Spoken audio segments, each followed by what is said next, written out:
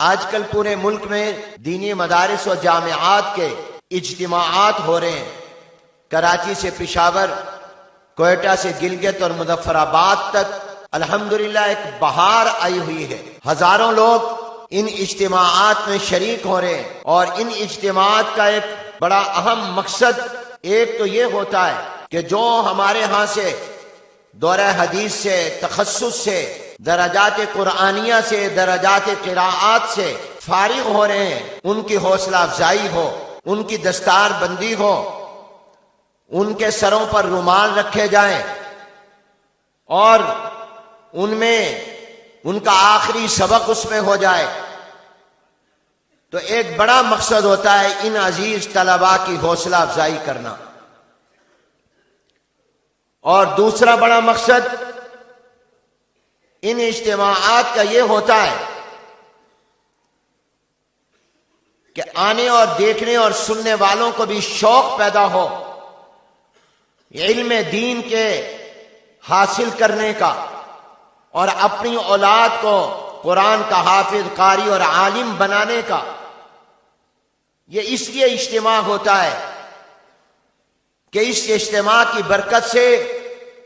آپ بھی ارادے کریں کہ ہم انشاءاللہ اپنے بچوں کو قرآن کا حافظ بنائیں گے، قرآن کا قاری بنائیں گے، عالم بنائیں گے۔ میری مجمع سے درخواست ہے کہ آپ اپنے بچوں کو ڈاکٹر بنائیں، آپ اپنے بچوں کو وکیل بنائیں، سائنسدان بنائیں، آپ ان کو افسر بنائیں، آپ ان کو انجینئر بنائیں، لیکن کم از کم ہر ماں باپ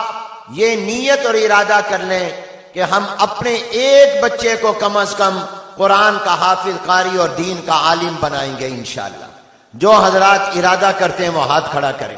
تو ایک مقصد یہ ہوتا ہے کہ نیک اولاد تیار کرو، اپنے بچوں کو حافظ، قاری اور عالم بناؤ، یہی تمہارے کام آئیں گے، یہ تمہاری دنیا میں بھی کام آئیں گے، قبر میں بھی کام آئیں گے، اور آخرت میں بھی کام آئیں گے۔ اس اجتماعات کا ایک مقصد ان کی حوصلہ افزائی، دوسرا مقصد آپ حضرات کو شوق دلانا کہ آپ بھی اپنے بچوں کو حافظ، قاری اور عالم بنائیں، اور تیسرا مقصد ان اجتماعات کا یہ ہوتا ہے کہ ہم تمہیں بلا کر اپنا ایک فرض ادا کرتے ہیں، اور وہ فرض ہے دین کا پیغام پہنچانے کا، دعوت کا، تبلیغ کا۔ میرے جد امجد حضرت مولانا خیر محمد صاحب رحمۃ اللہ علیہ بڑی پابندی کے ساتھ ہر سال جالندھر میں بھی اور پھر ملتان میں بھی 3 دن کا جلسہ کرتے تھے۔ بڑے بڑے اہل علم اور اکابر اور اہل اللہ اور اہل دل کو بلایا کرتے تھے، تو فرماتے تھے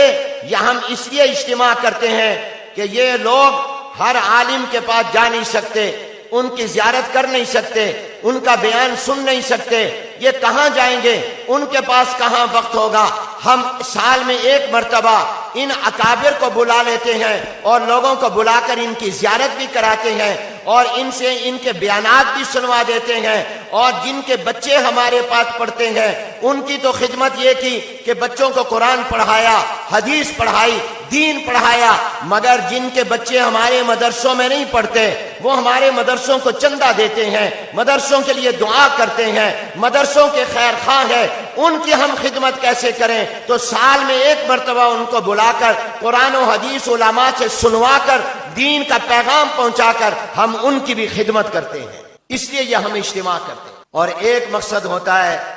آپ کو اپنی پیداوار دکھانا، آپ کے اطمینان میں اضافہ کرنا کہ آپ نے ہمیں زکوٰۃ دی، آپ نے ہمیں صدقہ دیا، آپ نے ہمیں چندہ دیا، آپ نے ہمیں عطیات دیے،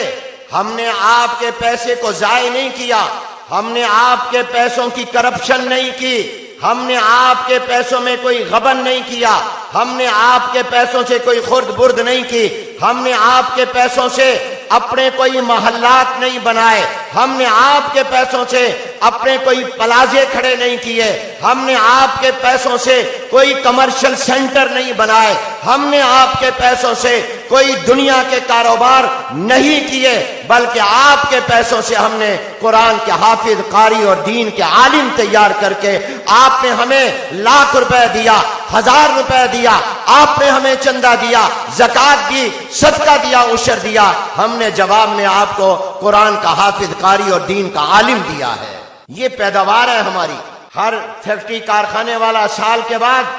اپنی پیداوار بتاتا ہے، ہم بھی اپنی پیداوار آپ کو بتاتے ہیں۔